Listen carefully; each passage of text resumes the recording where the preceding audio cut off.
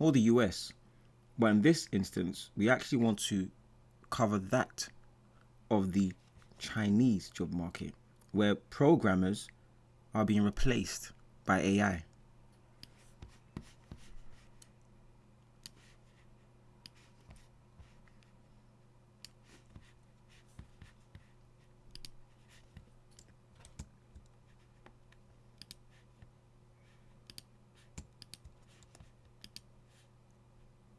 First corporate job. I was super excited about it because the biggest tragedy for programmers is that they trade away the most golden 10 years of their lives for a salary that is neither high nor low. When we get older, when our bodies fall apart, and when companies discard us, we suddenly realize that the skills and experience we were once proud of are actually worth nothing. But by that time, mortgages, car loans, and family responsibilities become like invisible shackles, pinning us in place. We want to change, but we're powerless.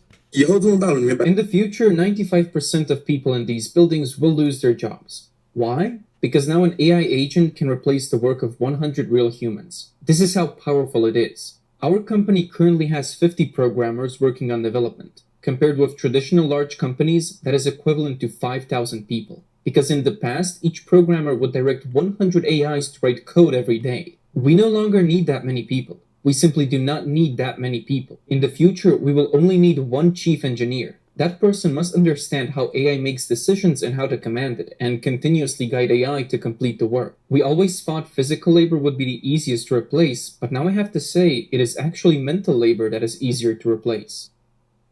It really feels like the programming industry is in panic recently. There were rumors that Meituan would lay off 4 to 5% of its staff. Then there were reports about Alibaba as well. I'm not sure if everyone has heard about it. As a back-end programmer myself, I feel that everyone around me has developed a general awareness that teams will only get smaller in the future. I've only been at the company for less than 1 year, and the 2 mentors in my area have already left our team. This time, I was really laid off.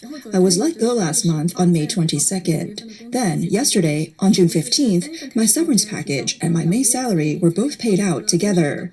Our company started pushing AI efficiency in March, and after 2 months, they laid off a group of people at the end of April, more than 30 people. Then on May 22nd, another 10 people were cut. That day happened to be when I had just finished and launched a project. If it weren't for that project, I probably would have been laid off together with them at the end of April. It was just a coincidence. My last project was also an AI project, a web version of Lobster, where users could build many agents and let Lobster automatically do tasks for them. But from my side, as a front-end engineer, it didn't feel any different from a normal project, because everything related to AI was handled by the algorithms and back-end. From a Peking University master's graduate to a veteran who worked at Alibaba for 22 years, the layoff wave is affecting everyone. I was born in 1981, 45 years old. Now I'm an unemployed, middle-aged woman. Put these 3 labels together, and those who understand will understand. In 1999, I scored 599 points and got into Zhejiang University. In our department, there was a senior named Duan Yongping and a junior named Liang Wenfen, with me in between.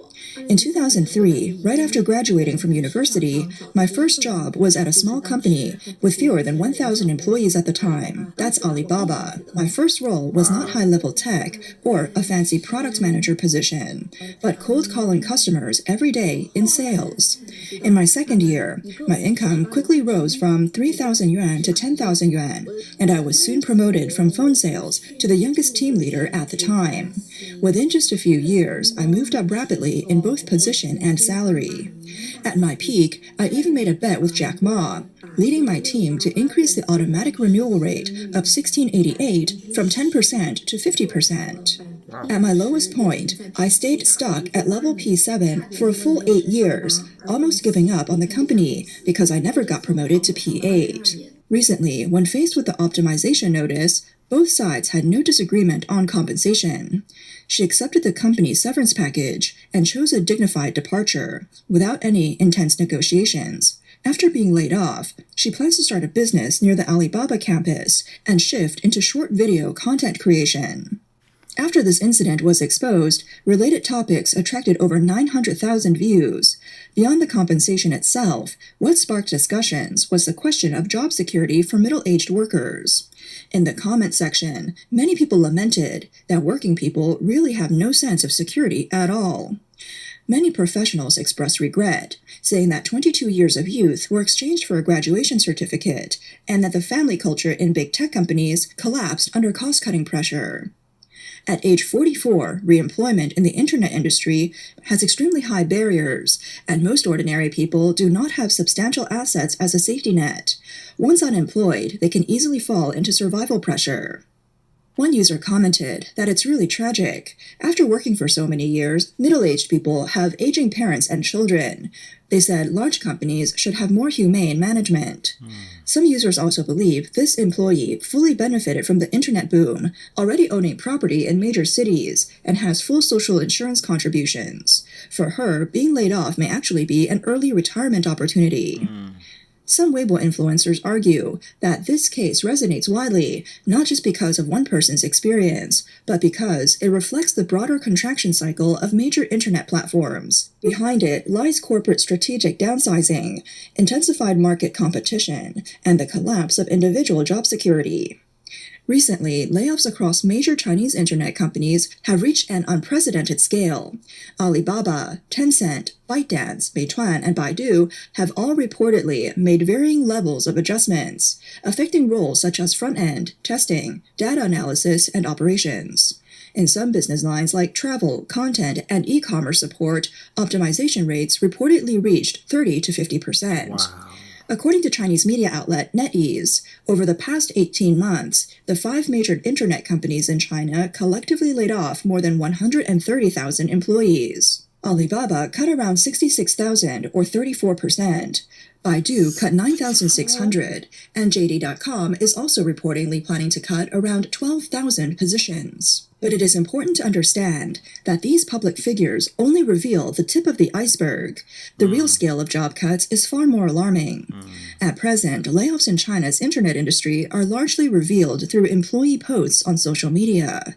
Many of these are invisible layoffs, carried out through performance pressure, job reassignment, or negotiated exits with N+1 compensation, rather than formal mass announcements. So, how many programmers are there in China? According to public information, by 2025, the total number of employees in the software and information technology services industry has exceeded 11 million, and the number of core software developers, programmers, has surpassed 9.4 million. This is the latest official data.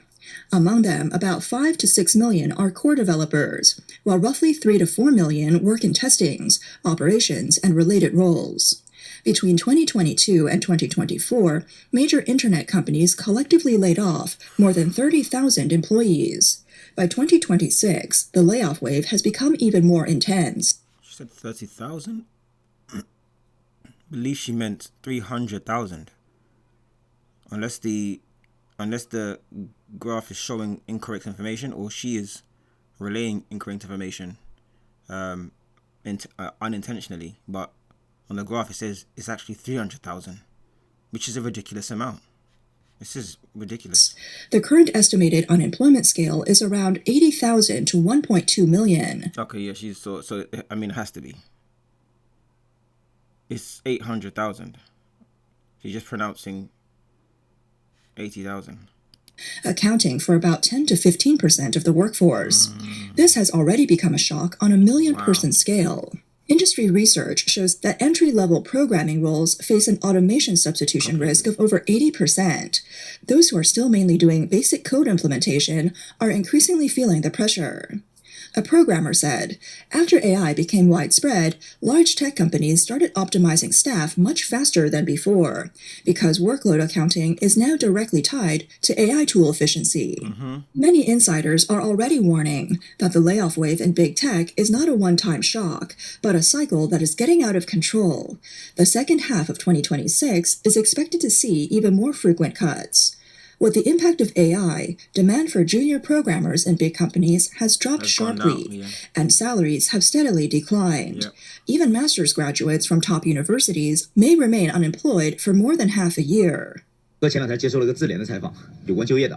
graduated from an elite 985 university with both bachelor's and master's degrees. I tried starting a business and failed. Then I joined a big tech company and got laid off. Then I got divorced. I was laid off because of AI, and I also lost the courage to look for a new job because of AI. Let me explain why. I worked at Baidu on paid consultation services. In simple terms, users could come to our platform to ask questions about anything: horoscopes, life issues, even medical topics.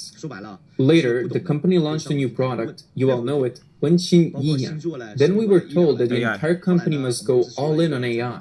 At that moment, everyone in our department felt a chill. So although I don't know what that was, I'm pretty sure that was an AI, ChatGPT equivalent. We all thought, it's over. The company's main product could fully replace our business. Inside the company, we were already being deprioritized. Outside the company, you could just ask AI for free instead of paying us. Some users even joked that our human experts might just be asking AI themselves before answering. Of course. In the end, exactly as we expected, our department was dissolved. There was no surprise. Everyone was just waiting for that day to come.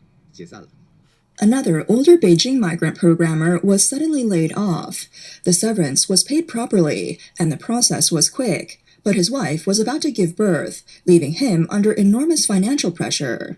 Now, faced with a worsening job market, he feels even more panic and uncertainty.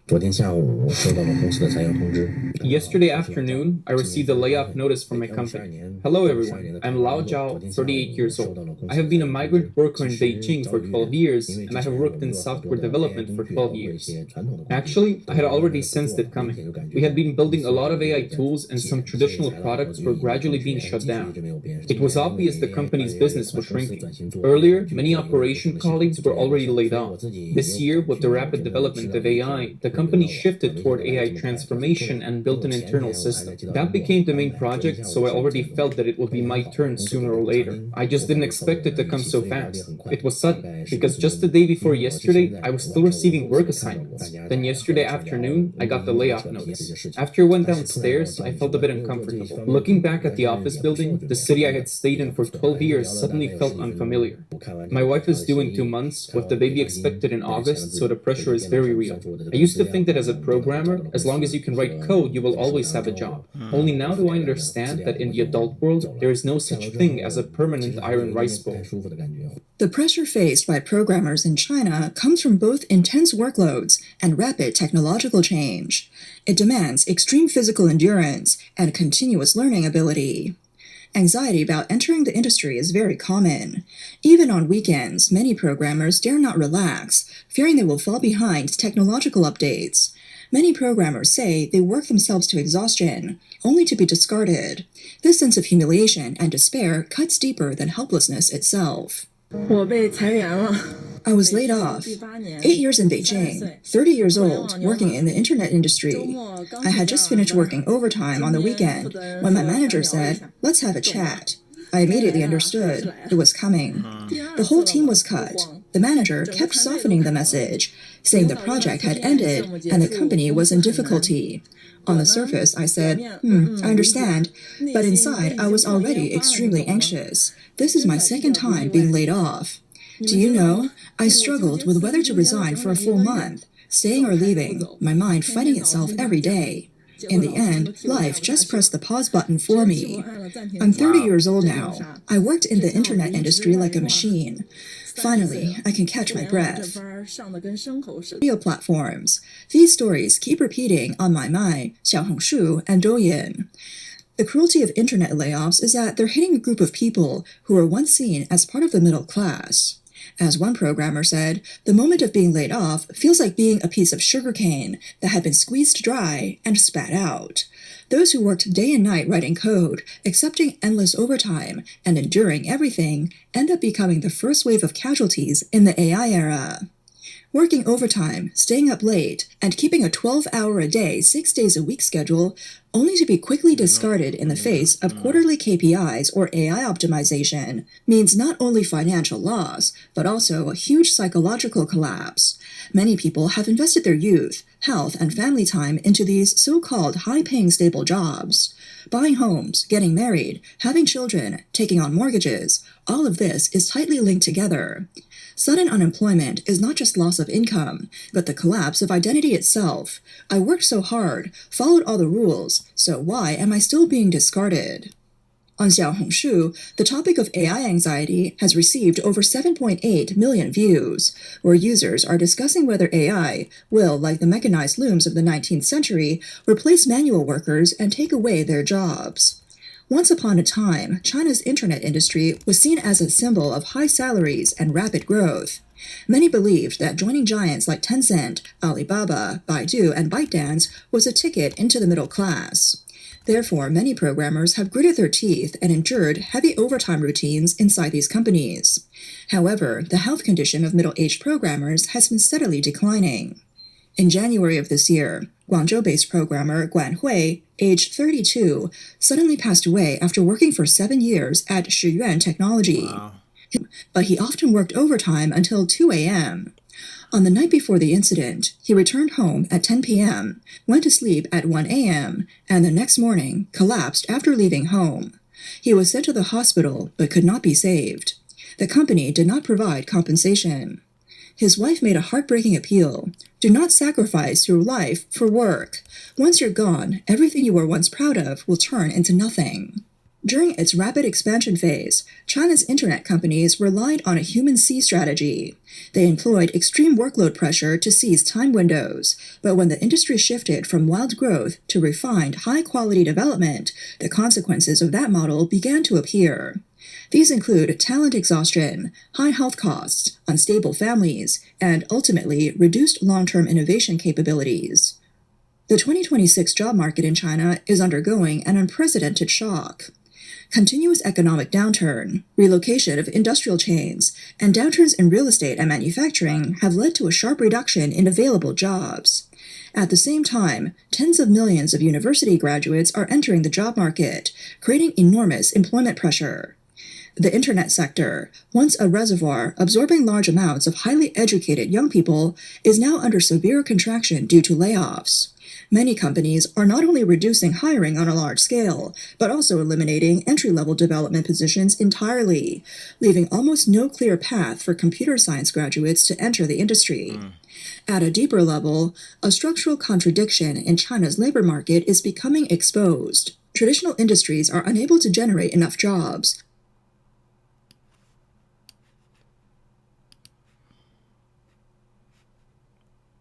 and family responsibilities, only to be quickly discarded 10 p.m., went to sleep at 1 a.m., and the next morning, talent exhaustion, high health costs, unstable families, and ultimately reduced long-term innovation capabilities. The 2026 job market in China is undergoing an unprecedented shock. Continuous economic downturn, relocation of industrial chains, and downturns in real estate and manufacturing have led to a sharp reduction in available jobs. At the same time, tens of millions of university graduates are entering the job market, creating enormous employment pressure. The internet sector, once a reservoir absorbing large amounts of highly educated young people, is now under severe contraction due to layoffs. Many companies are not only reducing hiring on a large scale, but also eliminating entry-level development positions entirely, leaving almost no clear path for computer science graduates to enter the industry. At a deeper level, a structural contradiction in China's labor market is becoming exposed. Traditional industries are unable to generate enough jobs, while the internet sector is shrinking at the same time, causing the entire employment reservoir to dry up. As a result, millions of programmers and technical workers are being pushed into the gig economy or into lower-skilled jobs. This undermines social mobility and stability. Falling consumption power and weakening public confidence then feed back into the economy, further deepening the slowdown. This is definitely happening in the UK as well. Very, very much so. It's just it's not surprising. I think it's definitely more worrying that it's such widespread within places, basically our counterparts, across the globe right now. So we just had to be fair, we were doing some research right here, which we'll show you very quickly in terms of numbers. What we do want to say is that this is something that we've basically been insisting for some time now, which is that a lot of workers probably need to look into the digital video creation space, basically the content space, right? This is something that we've been ringing the bell on for some time now. You definitely need to ensure that you're improving on your personable skills, right? Because a lot of these workers, to be fair, are probably like, for the woman that said she was 30 and she's been working for 8 years. She looked like she had a very, you could say, a personality that could work online, right? So she can easily become an online personality, maybe talking about her situation, creating a channel where other people can visit as well, and essentially and maybe she can interview them. But this is an area where a lot of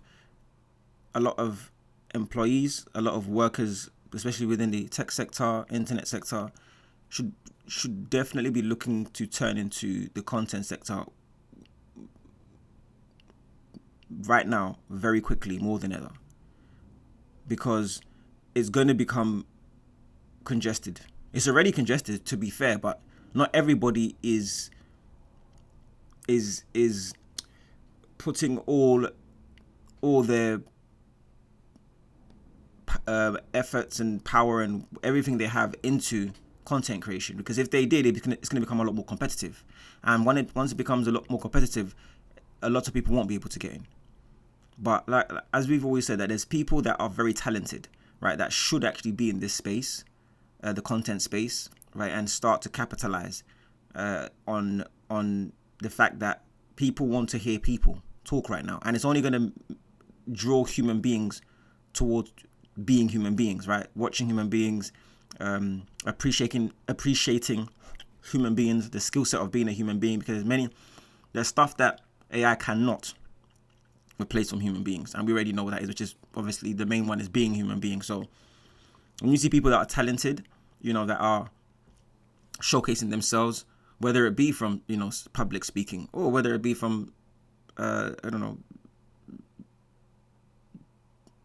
talents like singing or being able to play an instrument, and people seeing this, viewing this, eventually people are going to want to see this stuff live, right? Because another area that AI is disrupting is music, where you've got all these AI musicians, and AI now is able to make people sound great or just completely become AI artists, right? But what AI cannot do is you cannot see AI live. You cannot meet AI, as for now anyway. You cannot meet a humanoid, we'll call them, to see them perform and sing whatever. And even if you did, it's going to take a long time until they have complete and free mobility to be able to move like a human being. Because their AI is it's going to be in search consistently of how to become more and more human. Whereas human beings won't do that with AI. Like, we're not going to try to be more like AI, but AI will try to be more like human beings. But this is why people that are musicians are going to thrive a lot more. So these people need to basically go online and really take on content creation. Like, hits it hard, but whether they do is another thing. So we just wanted to basically we actually asked a question, what are the amount of employees being replaced in China, basically in general. That's what we were looking for in 2026. And it says here, there's no single official tally of employee replacements in China, but Citibank estimates that's 70 million Chinese jobs. That's basically 10%. 10% of the workforce. So, let's just again make it simple. Let's just round it off and say, even though these are not the amounts, let's just say it's 100 million. 10% of that is 10 million. 10 million are at risk. I mean, here it clearly says 70 million, right? So if we're going to say, okay, actually, which we're not sure with the numbers, but let's just say, what is the total number if this is 10 million? Well, that will, if this is 10%, well, that will be 700 million. So let's just say there's 700 million jobs. They're saying there's 70 million jobs that are jobs are at high risk of AI-driven displacement. That's a ridiculous amount. The displacement rate is even higher at 13.6 for workers in their 20s. So younger, this is the Daily Star. So younger workers are more likely to not be able to find a job. I believe in general, right? Yes, in general, it's not just.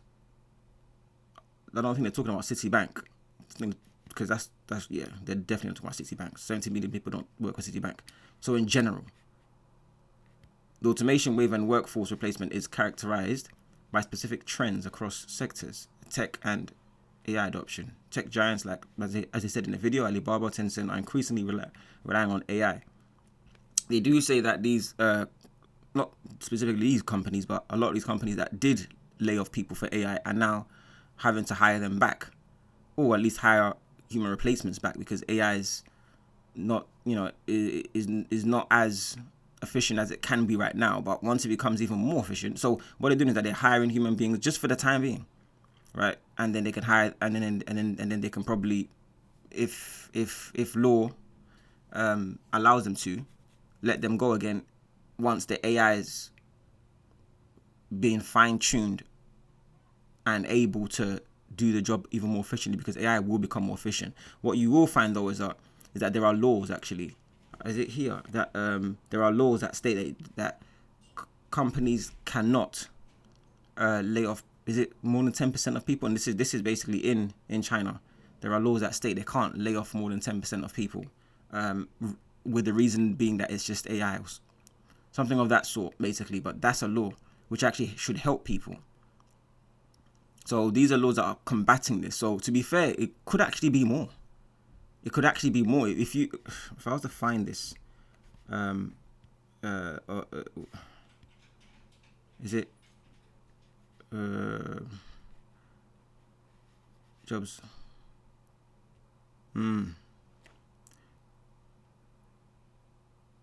So I mean, here it says firms are reportedly using several indirect methods to cut workforce size. So this is just happening all over. But again, the Chinese government are essentially letting them know that it cannot be more than 10% of people that you are laying off, and the reason of that being that it is due to AI. So it should actually be more. If they could, they will lay off more people. The ones that they're bringing back are simply people that they believe, okay, if they could help with maybe refining the AI, making sure that the AI is not making mistakes, because at one point we were just asking stuff and it would do it.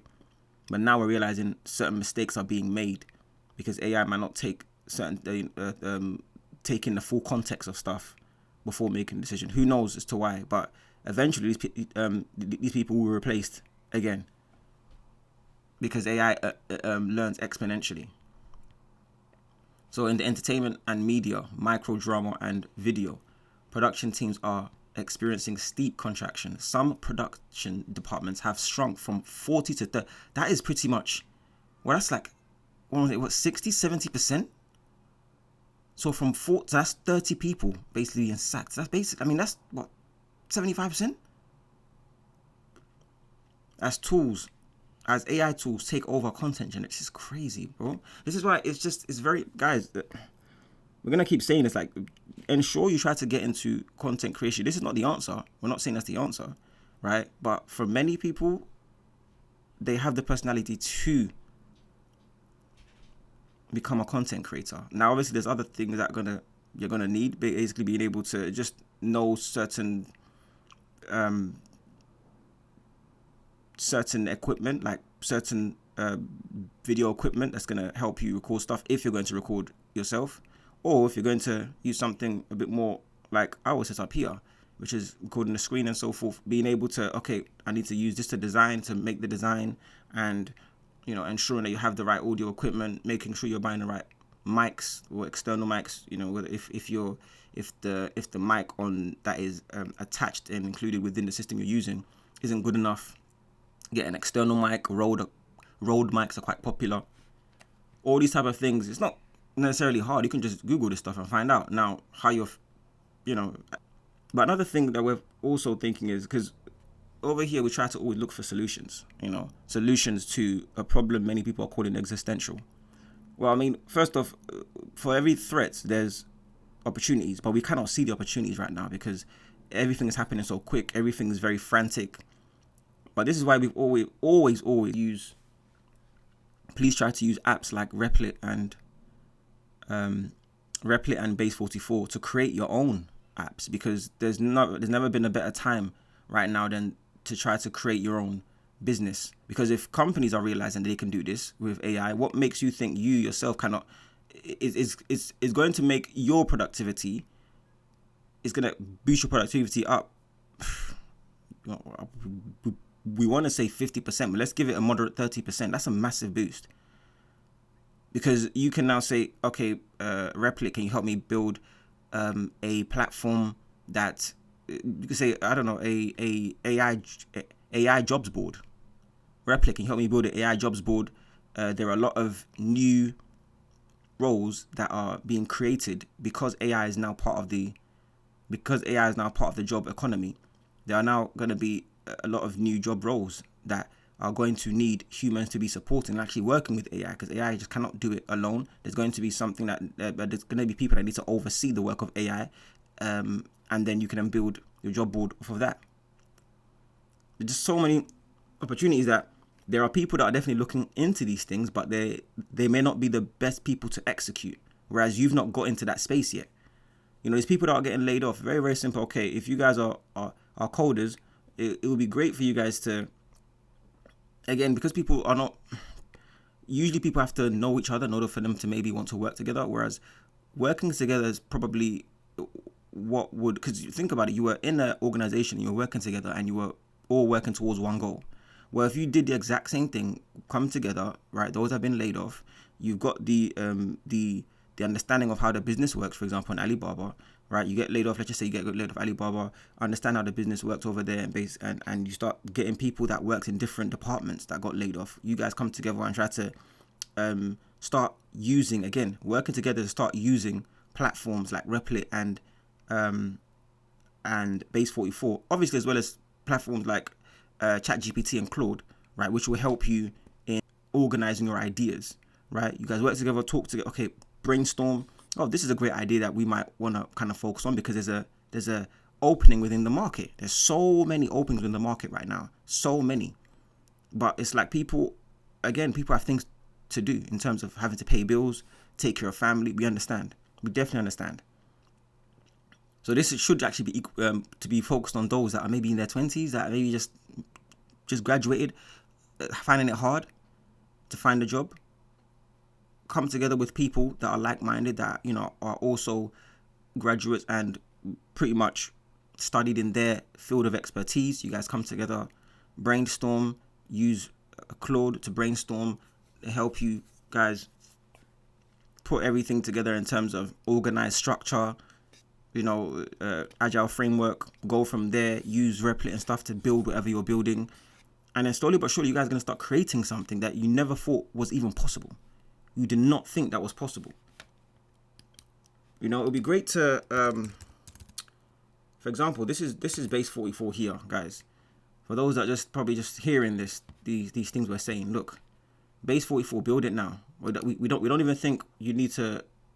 You just sign. Have you got to sign up to be able to at least use it in terms of just initially? We don't even think you need to sign up. But even if now, yes, eventually you're gonna have to maybe pay a certain amount now to start using it in its full capability. And AI. This is just us. Just we didn't actually plan this. We're just gonna see how this works. Is it gonna ask for? Okay, saying to register. Okay, so you basically have to register, but you realize that once you do register, you're gonna have a certain amount of requests you can make. Like, is it 20 or 40, whatever? Where you basically ask it, can you help me build? And we only put AI job board because you will see what it helps you build. Yeah, fortunately. Okay, is it logging us in? Okay, let's just go back because we'd rather not do that. Let's see if we can rather not do that because it's gonna build apps and sites. Honestly, you'll be amazed at what is possible now, because as we've said, for the threats, right, that you're facing right now, which is AI taking your jobs, the opportunities, which is the same apps and I guess websites that your company are using to replace you, which is usually these apps, you can actually access yourself. You can access this stuff yourself and start building yourself. This is one of the most powerful. We've never experienced a time like this before. We've not been in a time like this before. This is unprecedented, where you don't necessarily need a whole team. It could just be you and somebody else that is very talented, that's very passionate about about whatever you guys are passionate about, and start building from the ground up. And then AI will be your knowledge base, will be your intelligence. Literally will be your intelligence layer. And you guys can just tell it what to do, tell it what to build for you. And on top of that, you will now be building your understanding of these AI systems. Because in future, companies are going to want to look for people that have used AI systems, that are able to prompt AI correctly. Because prompt work is becoming a thing now. So this is like a double, this is like a win-win for you. It's a win-win for you. But again, this is just us just letting people know what can be done. Whether they do it or not, it's entirely up to them. But we shall essentially, let's see what we can. So yes, so this is the stuff that we've been describing, where you basically work with somebody, right? And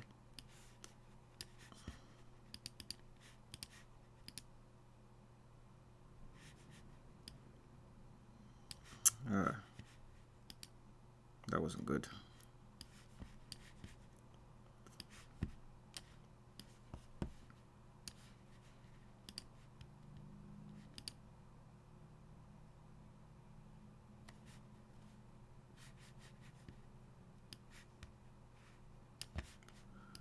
Yeah, so as we were just mentioning, so you got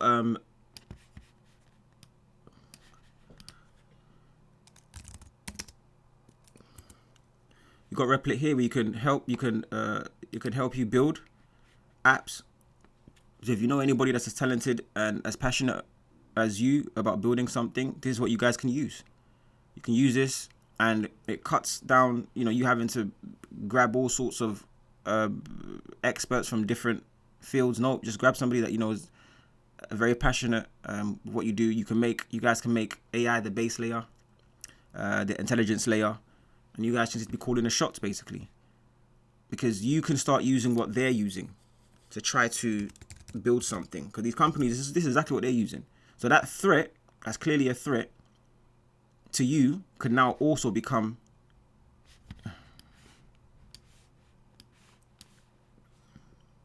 what on earth, man?